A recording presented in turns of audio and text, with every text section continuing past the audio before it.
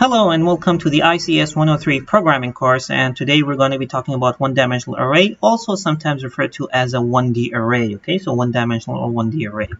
So we're going to talk about the arrays, and we're going to first say what is an array. We're going to define what's an array. Then we're going to declare the arrays and show you how a declaration is done, how you declare an array. We'll show you how we can visually represent this array into the memory, and then we're going to talk about array initialization and the array subscript to refer to an element, and finally we're going to be talking about the array elements. Okay, so what is an array? So until now what we have been talking about is what we call a scalar variable. Okay, a scalar variable is a variable that can only hold one value, only one value. But most of the time when we are working with data that are large, we would like to actually group the data together into one structure, let's call it, and then we can actually refer to it, just like if we were talking about the grades of students, or we were talking about the if you go to the market and you want to find the price of different things, you want to have the prices in a single list. So all of these, you want to actually group all of these together into one structure type of thing, and then you can refer to it. Okay, so a scalar variable is not useful if we have more than one value that we would like to group. A scalar variable can only have single values.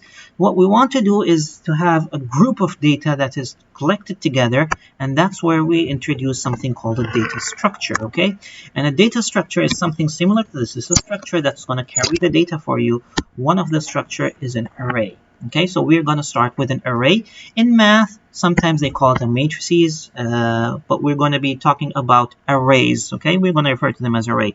So what are arrays? Arrays are collection of two or more adjacent memory cells. So basically, we want to have more than one memory cells adjacent to each other, or more than one variable next to each other, and then we can actually list all of them so that we can actually save the scores or the data in them. For example, the scores of an exam for a group of students, for example, maybe in one section, I want to group all of that into the memory in one place, and then in another place I want to group another section, and a third section, and a third place, and each one I can actually make an array. Then I can actually access each one. I say go to section number 5, it's going to go to section number 5, section number 2, it's going to go to section number 2, and this is what we want to do.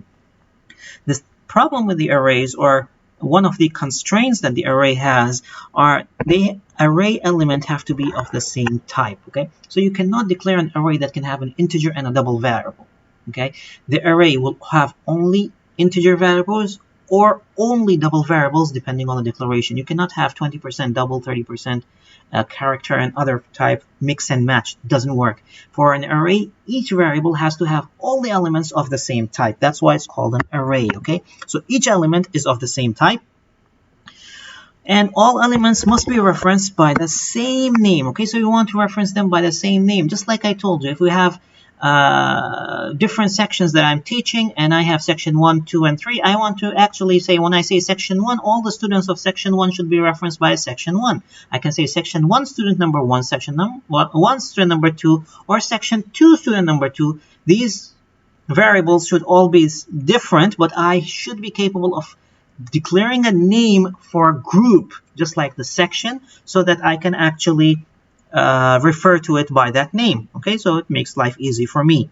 The individual cells are called memory cells or array elements. Okay, so each element, just like what I'm holding over here from this cube, I'm taking one cell out. So I select the cube and then take the cell out. That is called one memory cell. Now this memory cell could be a double, could be an integer, could be a character, could be anything. Okay, so we're not talking about 3D, we're talking about 1D. So let's go and start how actually we can work with declaring the arrays. Okay, so to declare an array, it's just like declaring any variable.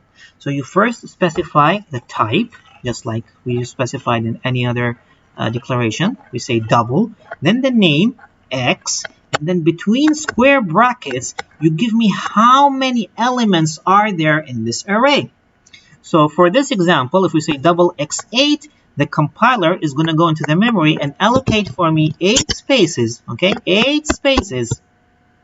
It's going to name it x, and then it's going to number it 0, 1, 2, 3, 4, 5, 6, 7. These numbers are called the index or the indices, or sometimes referred to as the subscript. Okay, so I'm going to be changing between index and subscript in my videos, but they already mean the same. Okay, so this is basically saying declare for me a variable x with 8 elements. All elements are of the same type. They are double. So it's going to declare for me these 8 elements. The index will start from 0. So the first element of the array is going to be x0. The second element is x1. The third element is x2. The third is x3. The fourth is x3. And going on x4, x5, x6, and x7, and x8. Oh, sorry, there is no x8 because we said the size is 8. So it starts from 0 to 7. Okay. Notice that since we start with 0, the last element becomes the size minus 1 because we started from 0. Had we started from 1, then the last element would have been 8. Okay? But in C language, every time we start from 0. Okay? That's where we actually start from. So this instruction in C associates 8 memory cells that are contiguous to each other with the name of variable x. Okay, they have to be adjacent or contiguous, one after the other to each other in the memory. Okay, so in the actual memory, and we're going to talk about that. You can declare arrays along with regular variables. So you can actually say double cactus 5. So you have an array named cactus and it has 5 elements, and you have a scalar called needle, because separating by commas, and then you have pins. That's another array, and I knew it's an array because it has number of elements 7 that's written between the square brackets. Okay, so you can actually do this and you can declare all of this. It's a good practice to define the array as hash define the size of the array as a constant. So you can hash define the array size to be 12, and then you can actually use it in declaring the arrays. This will make your life easier. So tomorrow, if you want to change the size of the array, you can go and change this number, and you don't have to go inside your code and look wherever there is a square bracket and start changing it. Okay, so first of all, remember, you have to declare, you have to tell the compiler that you have an array that is named x and it has 8 elements in it. Okay, now let me shift to the pen over here so I can actually explain this idea. So what is actually going on in the memory? So let's suppose that this is the memory of the computer, and these are 3 different computers. And for just the sake of example, what we'll say that all the 3 computers we're actually showing over here the memory. So this is the memory of the computer. You can actually see this is the memory of the computer. Okay.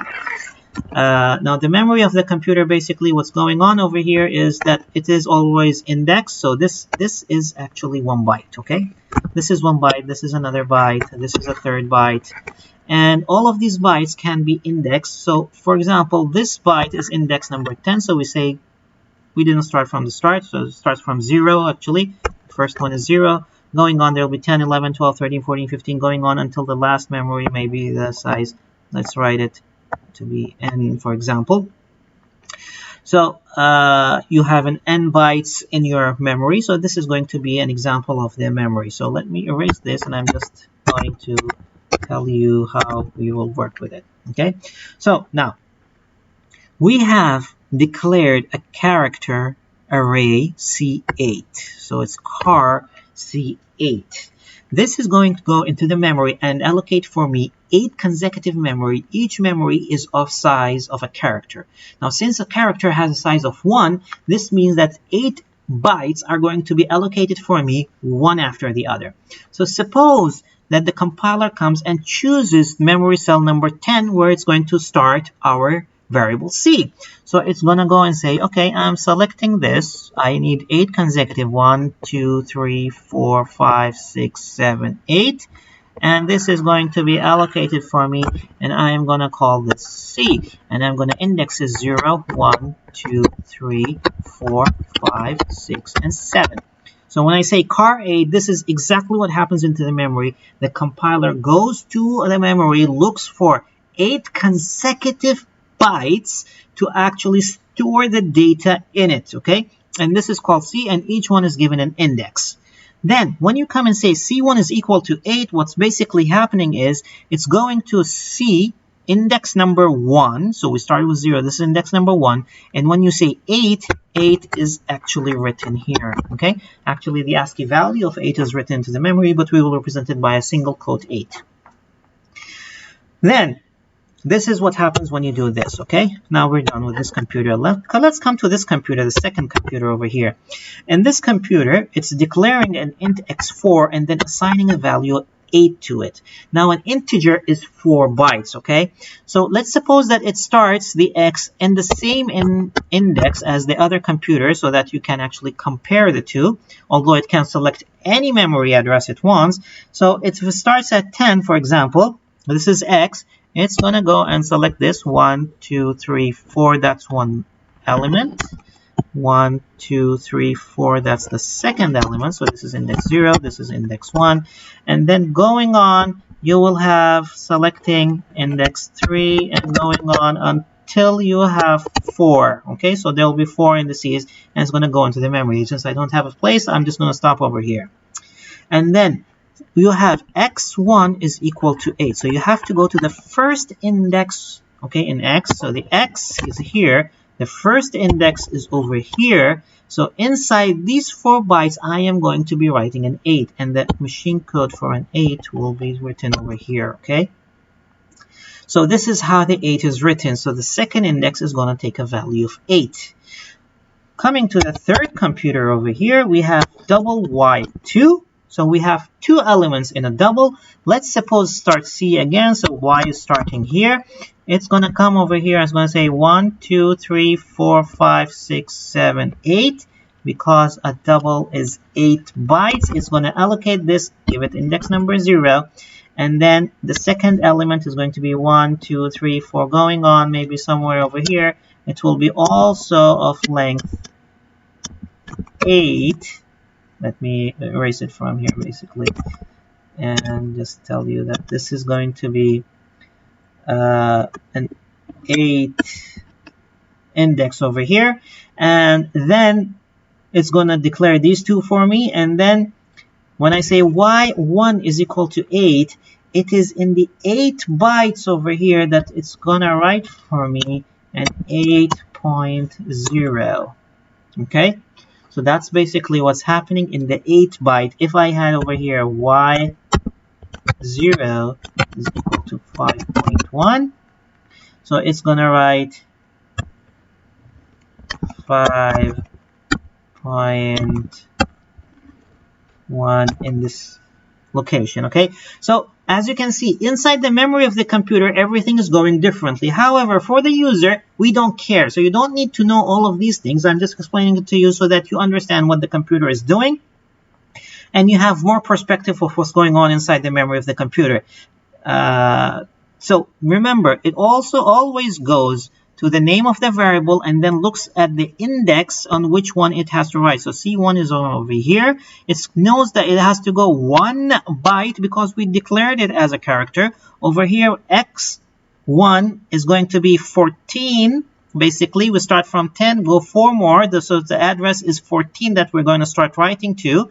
And it knows that it has to jump 4 and 4 because we declared it as an integer. And then since we declared in the third example a double, we know that we have to jump 8 and 8. Okay, so every time we want to jump, we jump in 8 and 8. So this is actually what's going on into the memory of the computer. So each element of the array X may contain a single value. So of course, you're declaring it. Each element is exactly a variable of the type of that array. So if you declare an int, element of the integer arrays are exactly an integer variable, and you can use them wherever you want as an integer variable. Okay. So we have, when we have int 8, there is a total of 8 such elements and numbers. Okay. The elements are numbered starting with 0, as we talked about it. So it's always starting at 0. So the index starts from 0, 1, 2, 3, 4, going on until 7. If the size was 8, if the size was 20, it will go from 0 to 19. If the size was 300, it will go from 0 to 299, and so on. The subscript variable x0, this is called the subscript or the index. If you say this x0, you will read the first element of the array that is starting at the array Okay, so the sub element 0 is going to be red. So this is the 0th element for here example in the x. So this is going to be red. The value of this will be given to you. It refers to the 0th element is the first element. X1 refers to the second element. Notice the 1 over here. So if you type X1, you will get the value that is over here and not the value that is here in the 0th element, not in the 0, okay? The integer enclosed in the brackets is the array subscript. This is what we call a subscript, or we call it an index. I usually use the index because it's easier to say from a subscript, but you can interchange them and know that we mean the same thing by both of them. And the value of this subscript has to start from 0, and it has to be 1 less than the array size. 1 less than the array size because we started from 0, okay? As we have told you, when you declare an array, first you have to tell me what type of blocks I'm putting on top of each other. After you told me what type of blocks, you have to tell me how many blocks do I have to put, okay? So this is how you declare an array. After you declare an array, the value that is contained in the array usually is a random number, just like any other variable that we declare. When we declare a variable, the value that's inside is random, just like the one we say in sum, you have an int variable that's called sum. Okay, and inside it, I don't know what the value is. It's going to be a question mark. Until I come and say int sum is equal to 1, then in that case, I'm going to delete this question mark and put a 1 over here. Okay?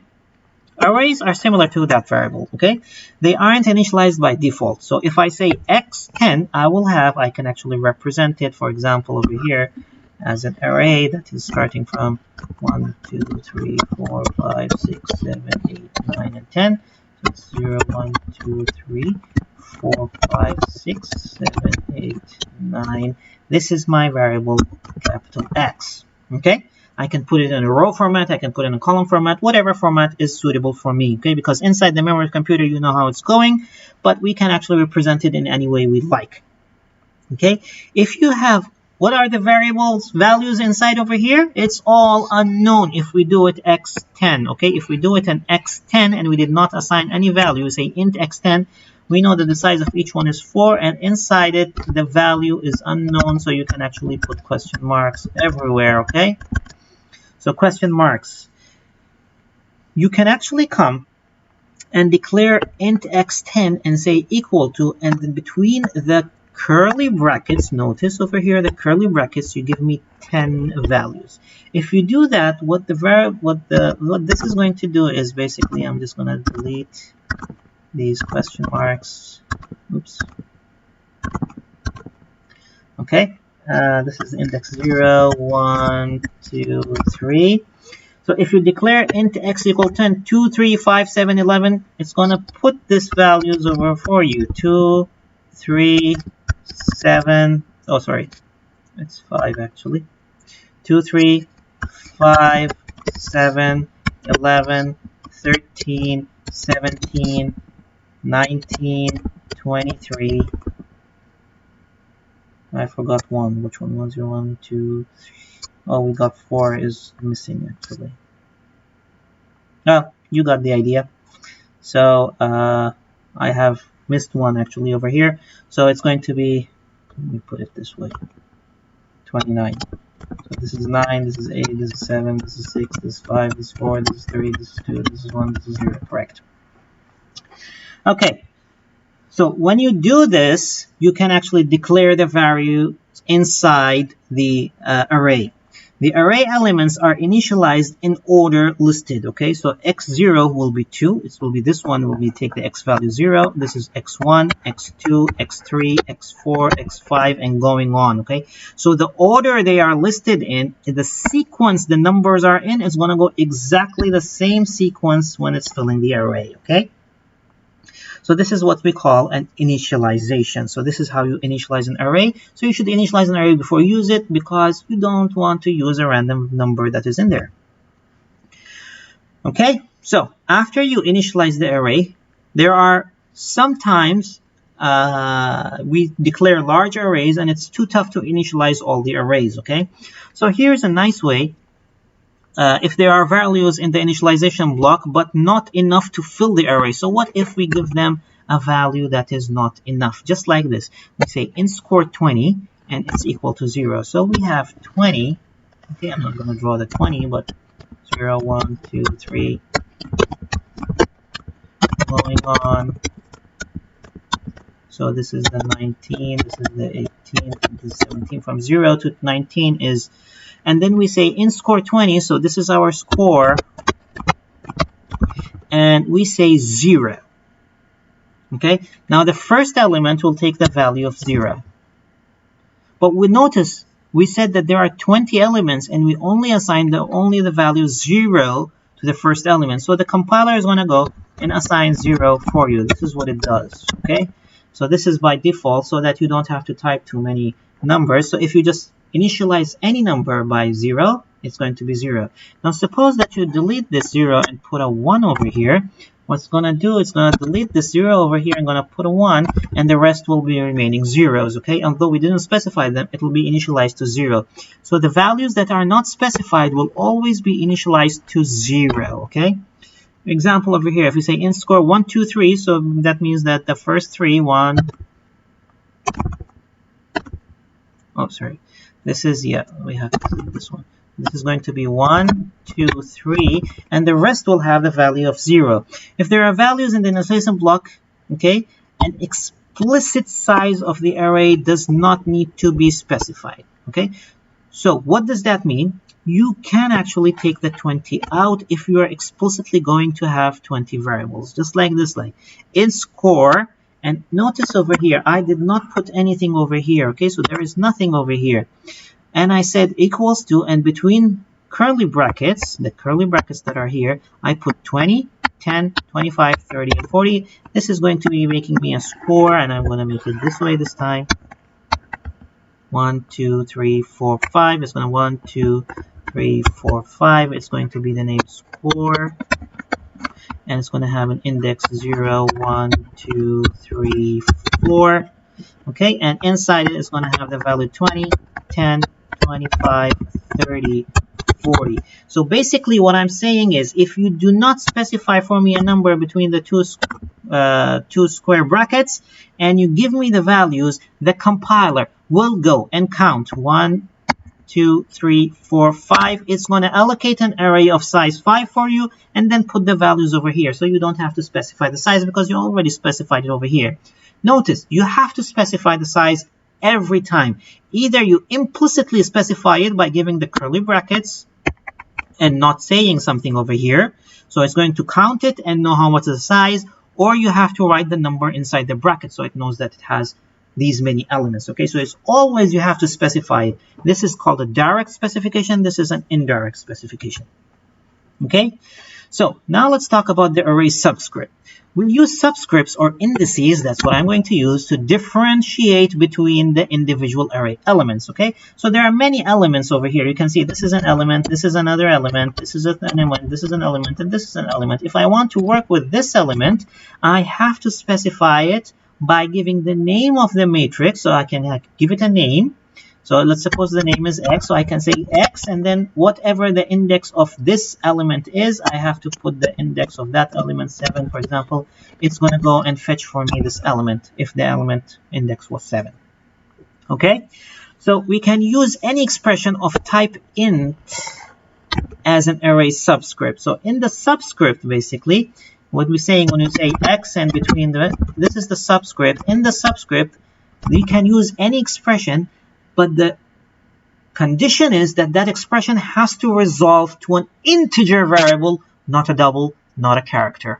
Okay, it has to resolve to an integer variable. So you can actually have x, y is equal to 7.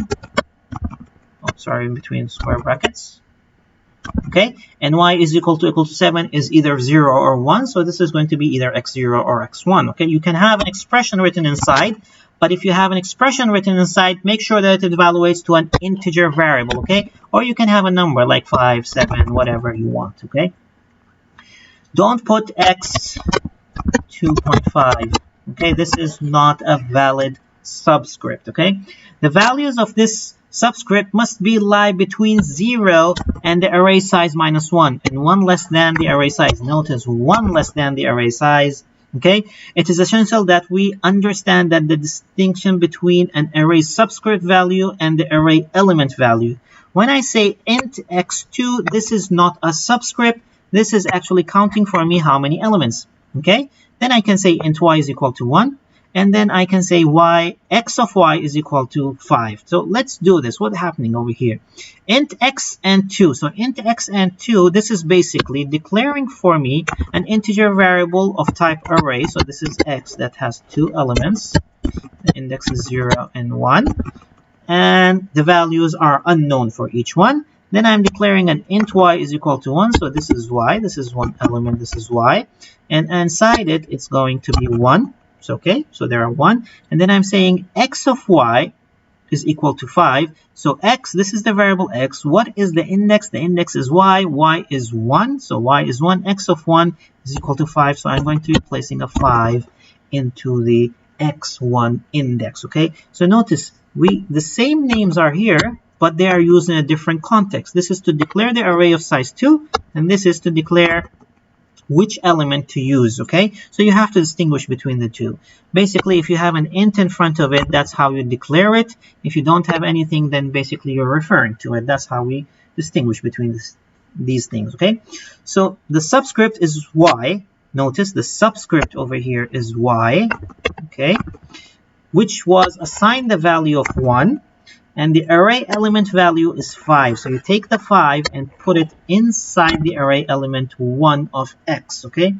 Now, a very important note, the compiler does not provide an array bound checking. In C, you have to make sure that you do not go beyond the size of the array. Okay. So if you have an array, for example, over here, the array x has 2 elements.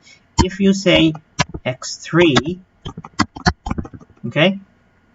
Now notice I only defined 2 elements over here, and x3 basically means that there should be something here, which is index 2 and 3. You're basically talking about this element. The compiler will go and fetch for you the data that is here. Now what is that data? Can be something bizarre that you did not work with. It might be a machine code, so it's going to go read the machine code.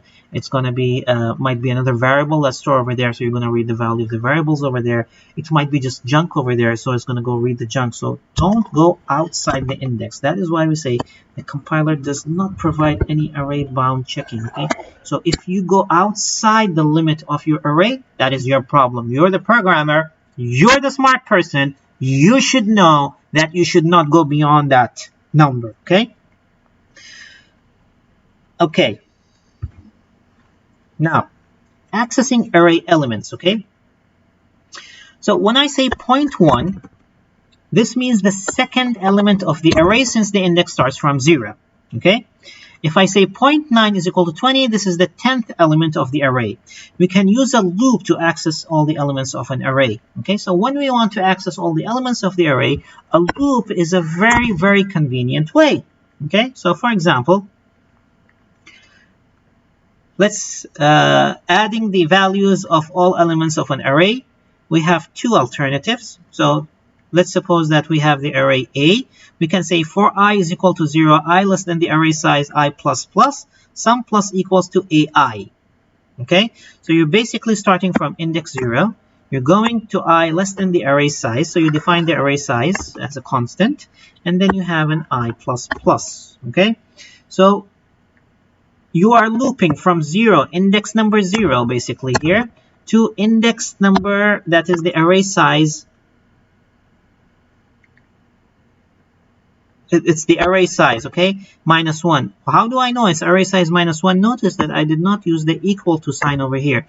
So my condition will become true from 0, 1, 2 until the array size. So let me type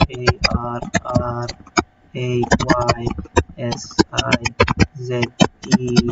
minus 1. So until this condition, until this time, the condition will be true.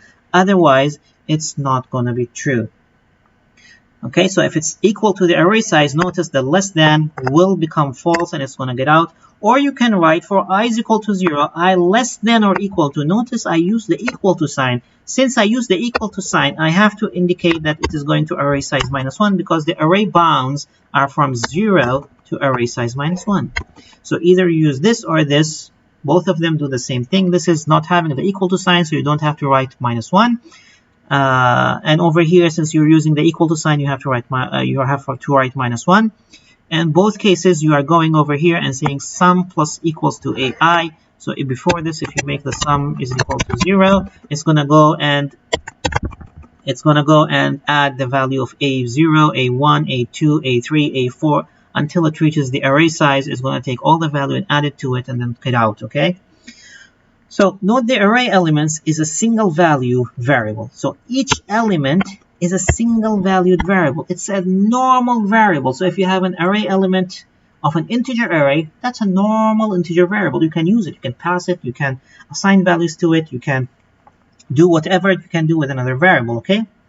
Corresponding type and can be manipulated. You can manipulate it as a normal variable. So you don't have to be afraid of the array variable or the array element because it's a normal variable. Okay, let's take an example over here. We want to read 5 grades and print them. We start with hash include stdio.h and hash define size and 5. Okay, in my main program, I declare my variables grade size, and size is defined as 5. So let's suppose this is my main memory, and in my main, this is my main. I have grades, and grades is nothing. Let's write grades. And it's an array.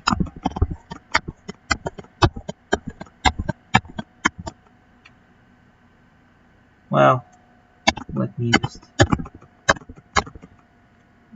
do it this way. 1, 2, 3, 4, and it has 5 elements. Starting 0, 1, 2, 3, 4. Okay, and then we have an integer I. So I have an I over here. Let me make it a bit bigger so that it's easier for us to follow. I is an integer, okay? And we ask the user to enter 5 grades to store in the array. Okay, so we ask the user enter 5 grades to store in the array, and we print the strikes for him so he knows. Then we say for I is equal to 0, I less than size. Notice I is less than 5 over here. So this is 5. You can write it over here. Plus plus I. This is the loop. And in the loop you start. Oh. So this is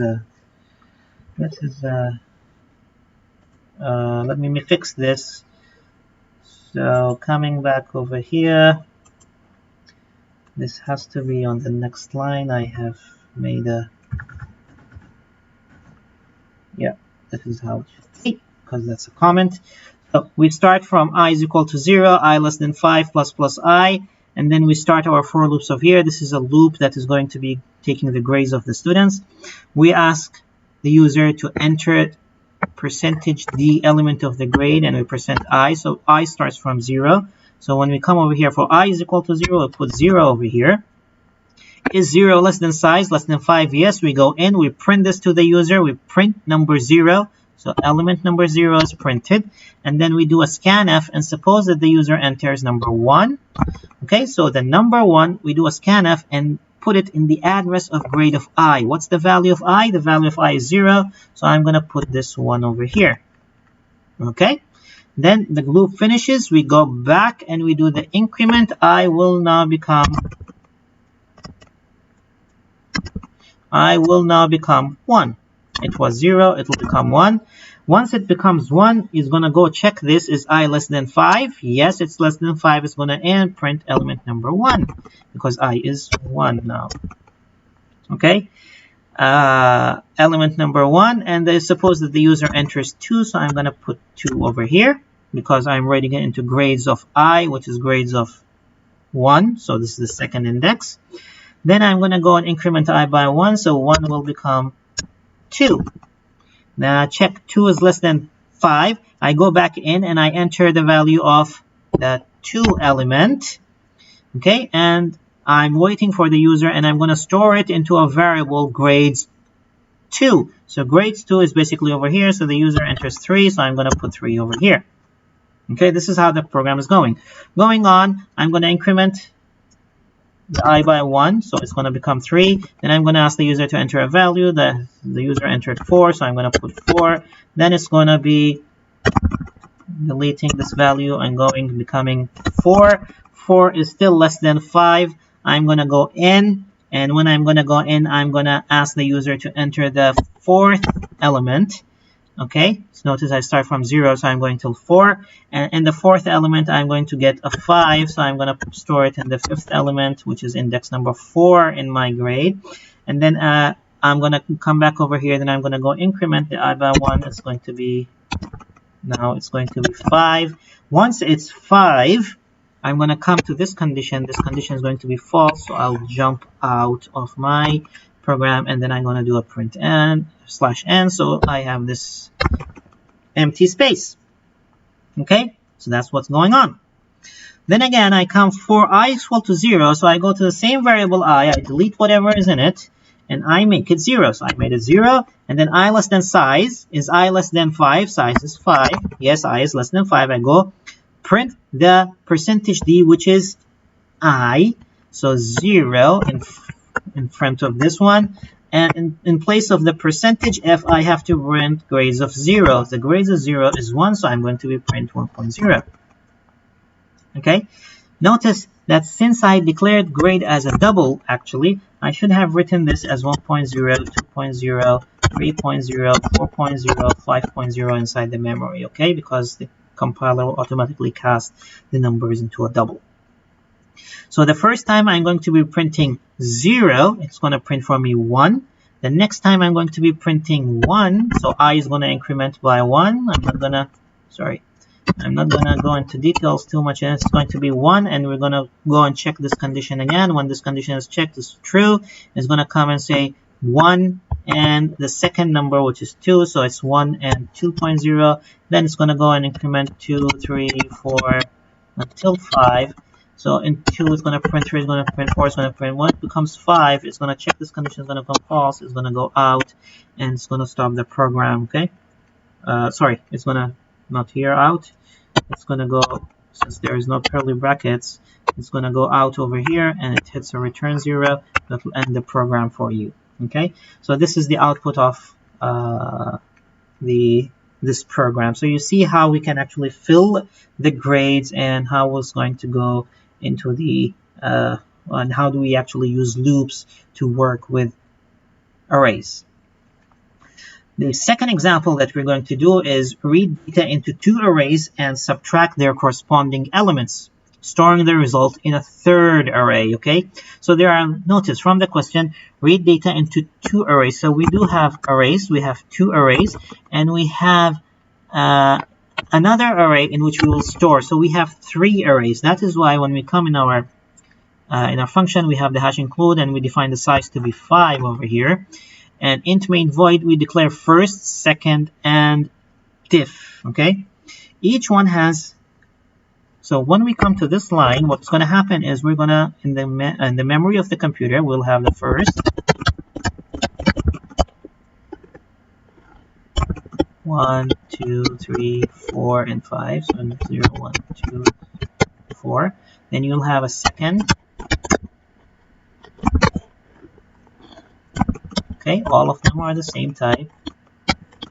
0, 1, 2, 3, 4. And then we'll have third.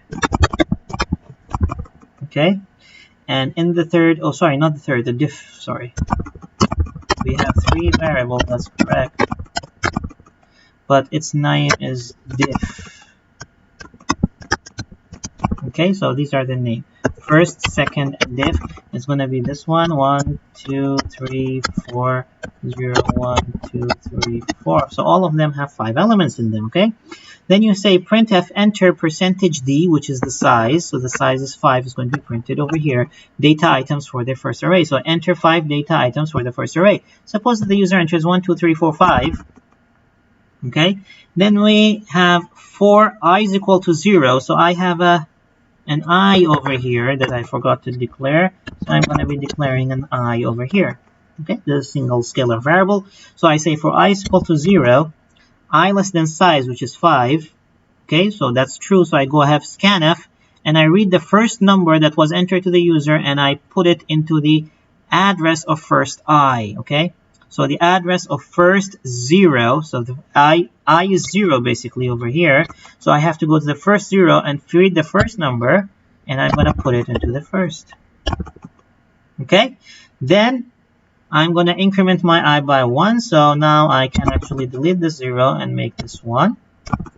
So I incremented my I by 1, and then I'm going to go and check this again. So I'm going to read the second number and put it over here.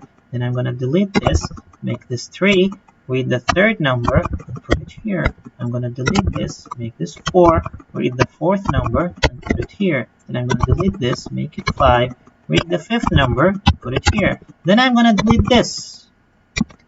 But this condition will become false. So when this condition becomes false, I have to go out. So I filled my first array. Then I say printf, enter percentage %d, which is the size. I'm asking it for 5, another 5. Data items for the second array. See, notice for the second array. And I put the colon here because of the colon here. And then I have again another loop, and this loop is the same as this loop. So what will happen is 6, 7, 8, 9, 10 will go over here because this loop is exactly the same as this loop. The only difference is this was filling the first, this one is filling the second. Okay? When I finish with this and the condition will be false, again the I will be 5, and then I'm going to get out over here. I notice that I hit another for loop. So I'm going to go, and over here I'm going to go 0. Okay, so I starting from 0. Is I less than the size? Yes, it is. Diff I is equal to second I minus first I. What's the value of I? The value of I is 0. So I'm taking second 0 minus first 0. So it's 6 minus 1. The value will be 5.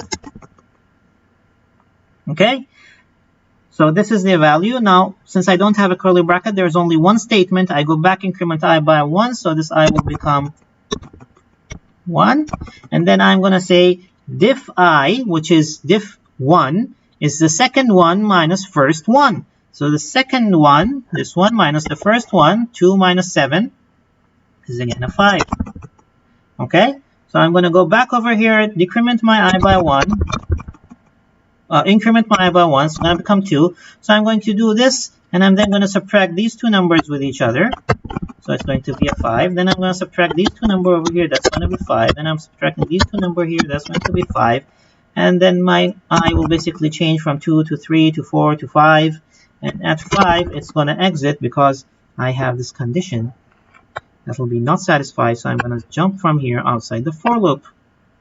So you see how I calculated the differences between the two? Then I'm going to be printing 2/n. So I print the 2/n's over here, 1 and 2. And then I'll say output of the array. This is exactly the same as this. This is going to be printed here.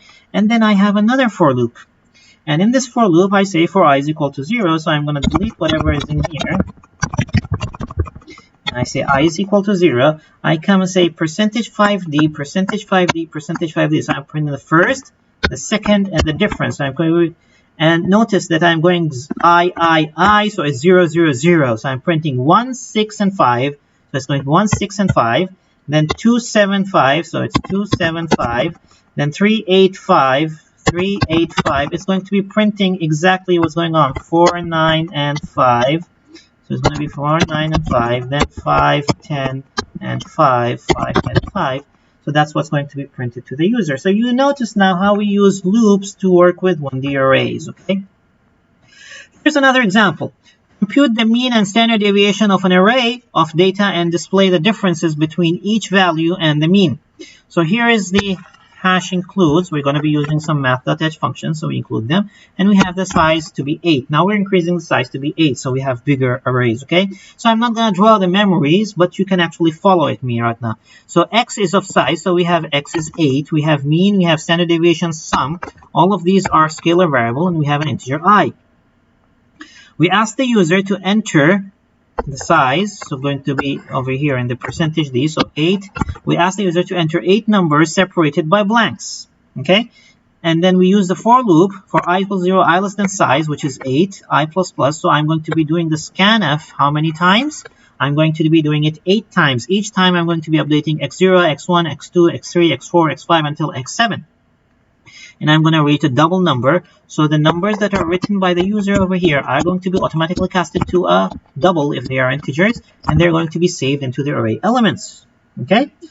Then I declare my sum to be 0 and sum is equal and sum square to be 0. These are two things I declare because I want to calculate the sum and the square of the sum also. And then I say for I is equal to 0, I less than size, I plus plus or plus plus I, doesn't matter over here. So we have these, and we say sum plus equals to xi.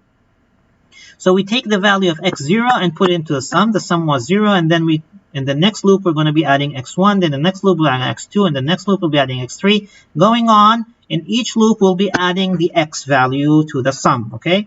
And the sum square, what do? Is we add the square of the value, okay? So we can actually say xi multiplied by xi, or you can actually have said xi,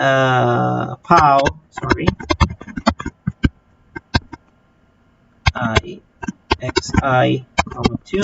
This you can have placed over here. So this is an equivalent statement so that you use the math.h. Okay, so you square it and you save it.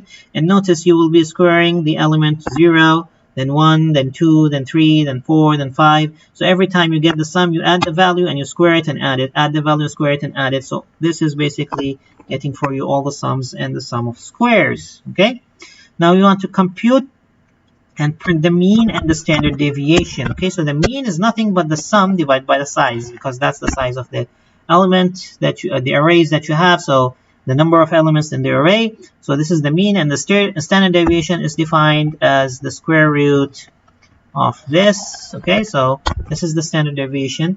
Okay, and then you're going to be printing these to the user.